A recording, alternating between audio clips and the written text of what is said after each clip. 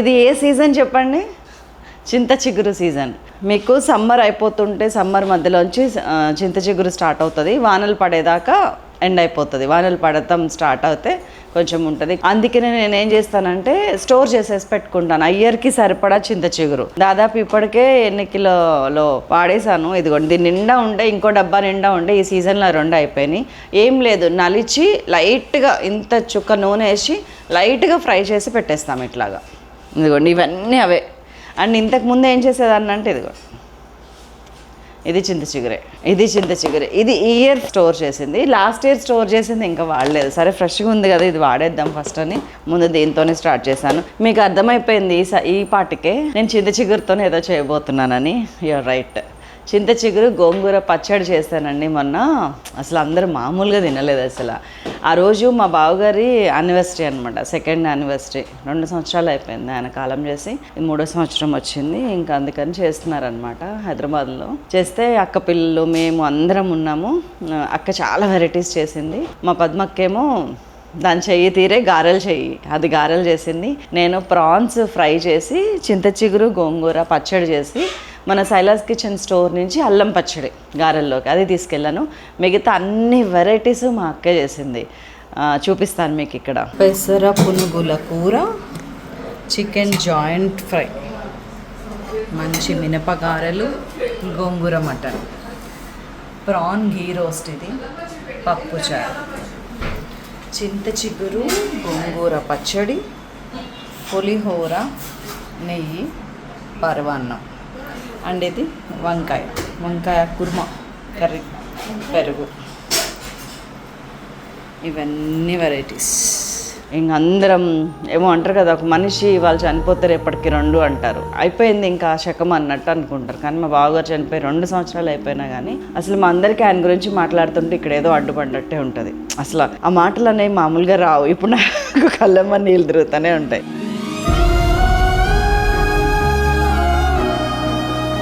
ఒక మనిషి అంత ఇంపాక్ట్ ఎట్లా ఇస్తాడు ఇంతమంది గుండెల్లో. బావగారి ఫ్రెండ్స్ పరిస్థితి అట్లానే ఉంది. బావగారి స్టాఫ్, బావగారు మెడికల్ ఆఫీసర్ అనమాట రాజమండ్రిలో, రిటైర్ అవ్వలేదు ఇంకా, సడన్ హార్ట్ అటాక్తో చనిపోయినారు. వాళ్ళ పరిస్థితి అలానే ఉంది. ఏంటి అంటే ఆయన దగ్గర ఉన్న గొప్పతనం, ఎవరిని చూడు ఎమ్మా బాగున్నావా అని భుజం తట్టి నవ్వుతూ పలకరించేవారు అనమాట ప్రతి ఒక్కరిని. ఇంకా మా అలాంటి వాళ్ళనైతే ఇంట్లో వాళ్ళం కదా మేము.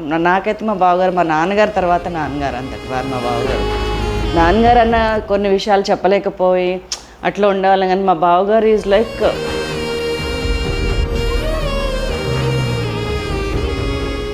Mentor, father.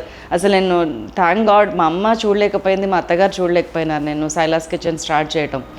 అత్తగారు చనిపోయినాకనే స్టార్ట్ చేశాను. అప్పటిదాకా ఉన్న రెస్పాన్సిబిలిటీస్, ఇంట్లో ఎంత హడావిడి ఉంటే ఆవిడ తట్టుకోలేరు, అసలు ఆ ఉద్దేశం లేకుండే. మా అమ్మ ఏమో అప్పటికే ఆమెకు మతమరుపు స్టార్ట్ అయింది. నా వీడియోస్ చూసింది, హ్యాపీ ఫీల్ అయింది, కానీ చూశాననే విషయం ఆమెకు గుర్తులేదు. సో కాబట్టి అమ్మ చూడలేదు. కానీ మా బావగారు చూసి అప్రిషియేట్ చేసి మారేడుమిల్లి బొంగు చికెన్ అని ఒకటి చేసాం చూడండి మన సైలాస్ కిచెన్లో.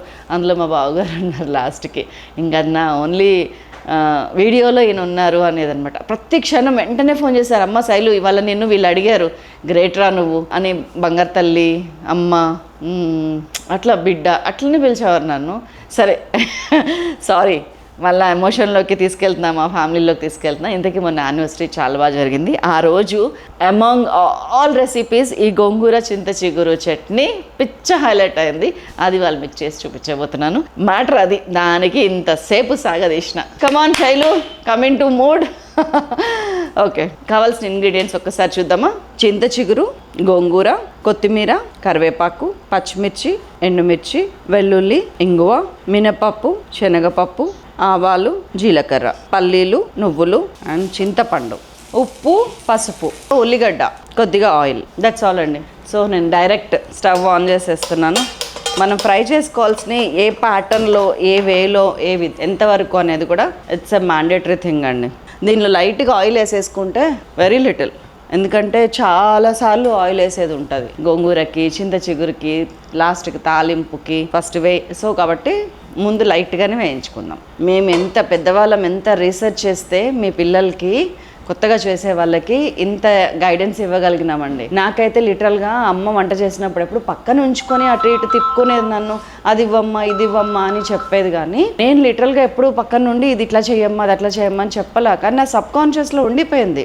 నాకు ఇప్పుడు ఎందుకు ఈ వంటలన్నీ వచ్చినాయని నేను ఒక 20 ఏళ్ళ కింద తక్కించుకుంటే నాకు అనిపించింది ఎప్పుడు అమ్మ పక్కన ఉంచుకునేది అని. అది ఎంత ఇంపార్టెంటో పేరెంట్స్ నిజంగా అండి. తల్లి ఎప్పుడు కూడా బిడ్డను కానీ కొడుకుని కానీ తను ఏ పని చేస్తున్నా పక్కన ఉంచుకోవాలి. వాళ్ళు ఎంత సాయం చేస్తారు అనేది వాళ్ళ కెపాసిటీ, వాళ్ళ ఇంట్రెస్ట్, వాళ్ళ ప్యాషన్ ఎటువైపు ఉంది. ఇప్పుడు అమ్మకి ఇల్లు ఊడ్చేటప్పుడు అమ్మ పక్కన ఉంటాం కన్నా maybe she wants to play something, అట్లాంటివి వదిలిపెట్టేస్తే కనుక అన్ని హౌస్ హోల్డ్ అంతా నేర్చుకుంటే ఏమవుతుందంటే వాళ్ళకి చాలా కాన్ఫిడెన్స్ ఉంటుందండి పిల్లలకి. ఇవాళ మిస్ అవుతుంది అదే. నేను వంట చేస్తాను కూర్చోమ్మా, నేను వంట చేస్తాను నువ్వు ఆడుకోపోరా, నేను పని చేస్తుంటాను, నేను బట్టలు ఉతుక్కుంటాను లేక బట్టలు ఉతికిస్తాను, నువ్వు ఆ పని చేయి, నువ్వు కూర్చో. ఎంతసేపు పిల్లల్ని సుఖపెట్టడానికి ట్రై చేస్తున్నారు. మీరు ఈ రోజు చిన్నపిల్లలప్పుడు ఎంత సుఖపెడితే పిల్లల్ని రేపు అంత కష్టపడతారు, గుర్తుపెట్టుకోండి.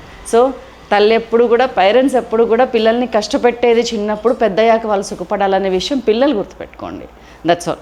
నన్ను అసలు నాకు మైక్ ఇవ్వద్దు, ఛాయిస్ ఇవ్వద్దు, లేకపోతే వాగుతూనే ఉంటాను. చలో చలో చలో. సో పల్లీలు ఒక 3 టేబుల్ స్పూన్స్. ఆయిల్ కాగింది, అన్నిటికంటే ఎక్కువ వేగాల్సింది పల్లీలే కాబట్టి పల్లీలు వేసేసిన ఫస్ట్. దీన్ని ఒక 50% వేగనిద్దాం, ఒక 2 minutes అంతే. ఈ వేయించే ఎప్పుడు అనండి సిమ్లో పెట్టి వేయించడం వల్లనే మనకి రావాల్సిన టేస్ట్ వస్తుంది. It's a tip actually. ఇప్పుడు పల్లీలు ఉన్నాయి, మనం హైలో పెడితే ఒక్క నిమిషంలో వేగిపోతాయి.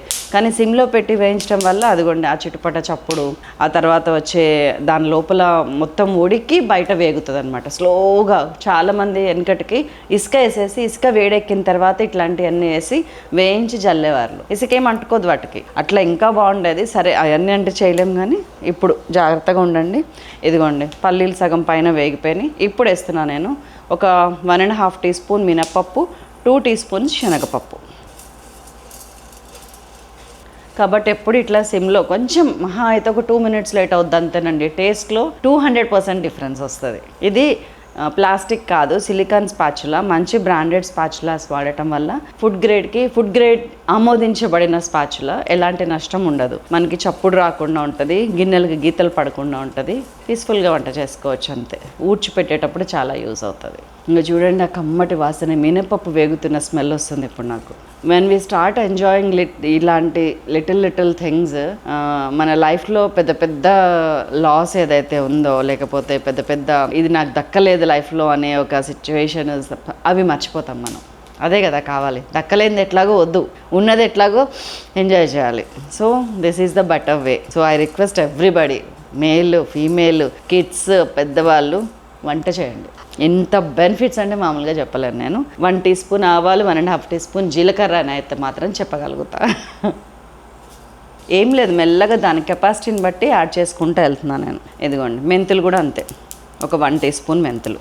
పచ్చళ్ళల్లో మెంతులు మంచి కీలక, అవి కొంచెమైనా కానీ మంచి వస్తుంది. ఇదిగోండి పచ్చిమిరపకాయలు మీరు తిన్న కారాన్ని బట్టి వేసుకోండి. నేనైతే ఇక్కడ ఒక 15-20 వేస్తున్నాను. మీరు 10, 12, 8, 10 ఆ పర్టికులర్ పచ్చిమిరపకాయ రిలేటెడ్ కారం బట్టి పచ్చిమిరపకాయలు వేసుకోండి. నేను కొంచెం కారం లిటిల్, అది లిటిల్లో లేదు అనగానే. పచ్చిమిరపకాయలు ఈ మధ్యకాలంలో కారం అస్సలు ఉండట్లేవండి, అందుకని వాటిని అది చేయాల్సి వస్తుంది. కొద్దిగా ఒక 3 teaspoons నువ్వులు, పల్లీలలో సగం నువ్వులు వేసుకోండి. మనం 3 tablespoons వేసినాం పల్లీలు, అది సైజు పెద్ద కదా, ఇట్లా సటిల్గానే ఉండాలి. కొంచెం కరివేపాకు వేద్దాం, 2-3 రెక్కలే, ఎక్కువ వద్దు. అండ్ చింతపండు, 2 పులిపే కదా, మళ్ళీ చింతపండు, అది కదా మీ క్వశ్చన్. చింతపండు క్యారీస్ ఇట్స్ ఓన్ టేస్ట్ అండి. పచ్చడి అనగానే చింతపండు ఫ్లేవర్ ఎంతో అంత ఉండాలి. మనం వేసే ఇంగ్రీడియంట్స్ని బట్టి అంటే ఎంత చింతపండు అనేది డిసైడ్ చేయాలి. ఇప్పుడు చింత చిగురు పులిపే, గోంగూర పులిపే, కానీ దాంట్లో చింతపండు ఎక్కడిది, ఆ టేస్ట్ మిస్ అవుతాం మనం. కాబట్టి మమ అనిపించేటట్టు ఇదిగోండి 1 రెక్క 2 రెక్కలు పోని అలా వేసుకోండి అంతే, నష్టం ఏం లేదు. చాలండి, ఇది అయిపోయింది. దీన్ని మొత్తం పక్కకు తీసి పెట్టుకుంటున్నాను, కాలింది. పచ్చిమిరపకాయ లైట్గా చక్కగా అక్కడక్కడ తెల్లగా అయ్యేటట్టు వేగింది, చాలు. పచ్చిమిరపకాయ ఇంకా బాగా వేగాలనుకునే వాళ్ళు విడిగా వేయించుకోండి, ఇంకా అది బెటర్ చాయిస్, దీనికన్నా కూడా బెటర్ చాయిస్. అండ్ దీంట్లోనే నేను వెల్లుల్లి వేసేస్తున్నా చూడండి, ఒక 10-12 వెల్లుల్లి రెబ్బలు పక్కకు పెట్టేసిన. Chapter number 1 completed. ఇంకొకటి చాప్టర్ నెంబర్ 3ని ముందుకేసుకుంటున్నాను, 2ని లాస్ట్కి వేస్తాను. దానికి రీజన్ కూడా మీకు చెప్తాను ఇప్పుడు. ఇది పోపులోకి ఆయిల్. ఒకవేళ ఈ ప్లేస్లో మీరు కావాలంటే కొంచెం నెయ్యి కూడా యాడ్ చేసుకోండి, టేస్ట్ ఇంకా బాగుంటుంది. ఒక 2 టీ స్పూన్స్ నూనె, కొద్దిగా నెయ్యి, ఒక ½ టీ స్పూన్ నిండుగా నెయ్యి. అంటే పేరు నెయ్యి కదా, దాన్ని విడగొడితే మనకి 3 టీ స్పూన్స్ అవుతుంది. ఇది పోపు ముందు వేసేసుకుంటాను. ఆ తర్వాత నేను ఎందుకంటే అప్పటికి ఇదంతా చిత్తడి అయిపోతుంది గిన్నె. సింగిల్ పాట్లో చేయాలనే ప్రయత్నంలో ఇట్లాంటి పనులు వస్తుంటాయి. పోపు తీయడానికి ఒక గిన్నె, స్టీల్ గిన్నె పక్కకు పెట్టుకుంటున్నా. ఇలాంటి ఆర్గనైజింగ్ కూడా మన ఆడవాళ్ళ వల్లే సాధ్యమవుతుంది. అది వంటలోనే నేర్చుకుంటాము, వేరే ఏ పనిలో ఇది సాధ్యం కాదు. సిస్టంలో ఫైల్స్ అన్నింటినీ పక్కకు పెట్టేయటంలో రాదు, ఇక్కడ వస్తుంది మాన్యువల్గా. సో ఆవాలు ఒక ½ టీ స్పూను, జీలకర్ర 1 టీ స్పూను, మినపప్పు 1 టీ స్పూను, శనగపప్పు 1 టీ స్పూను. Complete SIM. వీలైతే కట్టేసేయండి. ఎండుమిరపకాయ కట్టేస్తున్నాను నేను ఈ టైంలో, బికాజ్ ఆ వేడిని తట్టుకోలేదు. కరివేపాకు, వెల్లుల్లి నూరిన దానికి ఇందులో వేగిన దానికి డిఫరెన్స్ ఉంటుంది. కొన్ని వెల్లుల్లి దంచిన వేయండి, డైరెక్ట్ వేయండి. వెర్ ఈజ్ మై ఇంగువ? ఇంగువ. Yes, I got it. ఇంగువ జోరుగా ఒక ½ టీ స్పూన్ వేసుకోండి, మస్తు టేస్ట్ ఉంటుంది. ఇప్పుడు మళ్ళీ స్టవ్ అంటిస్తా కావాలంటే, ఎందుకంటే వేడి నా కంట్రోల్లోకి వచ్చింది, ఇందాక లేదు. చలో, పోపు అయిపోయింది, వెల్లిపాయ కూడా ఎగిపోయింది, తీసి పక్కకు పెట్టేస్తుంది. నేను ఎందుకు స్టార్టింగ్లో నూనె తక్కువ వేసాను ఇప్పుడు ఐడియా వచ్చిందా? ఇత్తడి ఇవ్వండి, సూపర్. అంటే కొంచెం టాక్ట్ఫుల్గా ఉండాలి. మన రాతెండ్ అంతా నాన్ స్టిక్ అంతా కంఫర్టబుల్గా ఉండవు, కానీ హెల్త్ విషయంలో రాతెండిని అసలు కంప్లీట్ పక్కకు పెట్టేసేయండి అంతే. ఆయిల్ వేసుకున్నా, ఇత్తడి, కాస్ట్ ఐరన్. ఆ తర్వాత కొన్ని ప్లేసెస్లో 15 to 20% high grade non sticks, not మీకు చీప్లో వచ్చేవి, ఫ్రీగా వచ్చేవి వాడకండి. కొన్ని షాప్స్లో, కొన్ని మాల్స్లో అక్కడ ఇక్కడ మనకి గిఫ్ట్స్ నాన్ స్టిక్ కడాయిస్ అని పెడతారు, మనం రెచ్చిపోయి నో. మళ్ళీ ఒక 2 టీ స్పూన్స్ ఆయిల్ తీసుకున్నాను. ఇదిగోండి, గోంగూర కానీ చింత చిగురు కానీ నేను లైట్గా ఉడకబెట్టి ఇట్లా స్టోర్ చేసుకుంటా ఫ్రిడ్జ్లో. మనకి ఎప్పుడంటే అప్పుడు దొరుకుతుంది. ఇప్పుడు గోంగూర పచ్చడి చేయాలి నేను, ఇప్పుడు కట్టలు తెప్పించి ఇప్పుడు ఒలిచి అంత సీన్ ఇవాళ రేపు లేదు, దొరకట్లేవు ఇంతకు ముందులాగా అట్లాగా.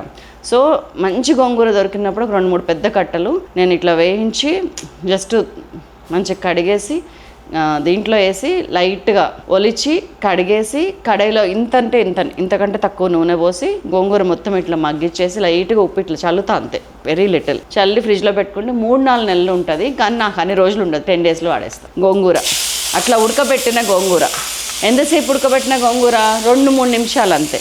అట్లాగా వేయించుకుని నలిచి, చింత చిగురిని నలిచి ఫ్రై చేసిన చింత చిగురు 2 ఈక్వల్ పార్ట్స్, అదెంతో ఇదంతే తీసుకోండి. ఇదొక కప్పు, అదొక కప్పు. దీన్ని మళ్ళీ ఫ్రిడ్జ్లో పెట్టిన దాన్ని ఈ లోకంలోకి తీసుకొస్తున్నా నేను, అందుకని వేడి చేస్తున్నా. ఇది వేడెక్కే లోపు ఇది గ్రైండ్ చేసుకొని రావాలి నేను, తప్పదు. నో నో నో నో మాడకమ్మా, మాడట్లేదు. జస్ట్ ఒక 2 minutes అండి అంతే. ఇది 2 కలిపి ఉడకాల్సింది.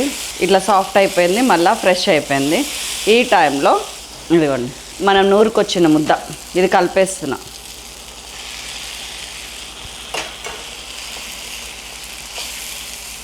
కలిపేటప్పుడు కొంచెం ఉప్పు, పసుపు కూడా వేసేద్దాం. ఒక ½ టీ స్పూన్ పసుపు, సరిపోను ఉప్పు.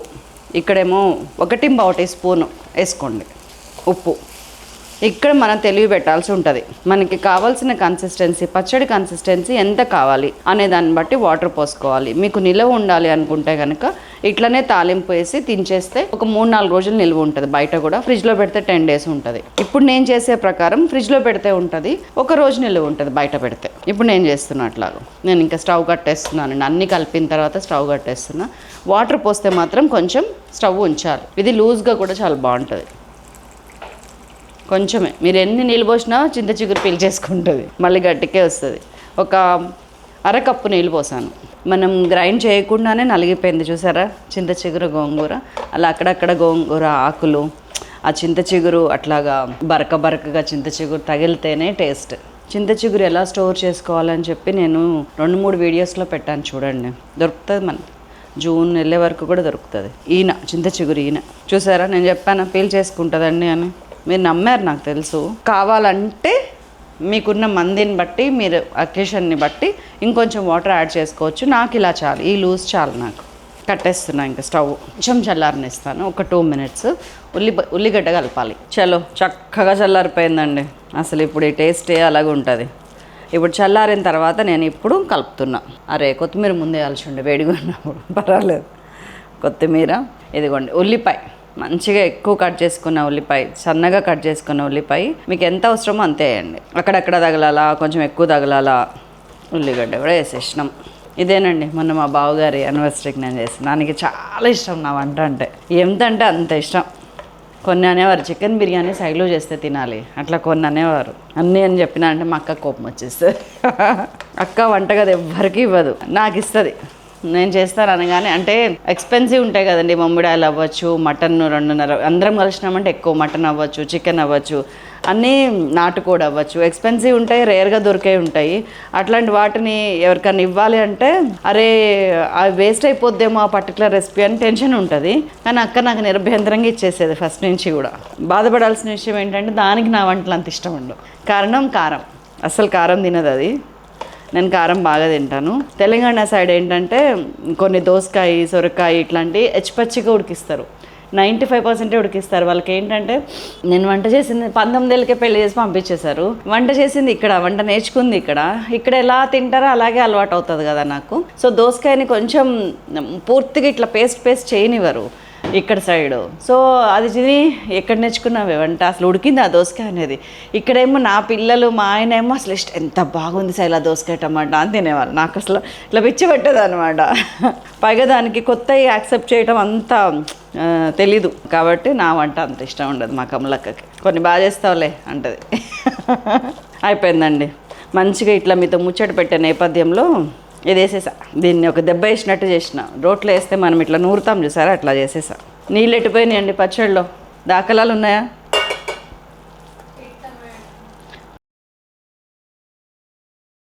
చక్కగా డెకరేట్ చేసేసాను. ఉప్పు కూడా మీరు చూడకుండా చూసేసాను కాబట్టి పట్టేస్తే సరిపోయింది. కొంచెం తాలింపు, కొంచెం పచ్చడి, ఉల్లిగడ్డలు ఆల్ ఓవర్ అరౌండ్ కాబట్టి టెన్షనే లేదు. నెయ్యి వేసుకుందామా వద్దంటారా? వేద్దాం. లేదు నెయ్యి తాలింపు వేసింది అందుకు మనం. మా అమ్మ అయితే మా అక్క వాళ్ళ బావగారు అని చెప్పాను కదా, పెద్ద కూతురు, నెయ్యి పిచ్చిది. అదిగోండి, చూస్తుంటేనే నోరు ఊరిపోతుంది. ఇది టెక్స్చర్. గోంగూర అక్కడక్కడ ఇట్లా కనిపిస్తుండాలి.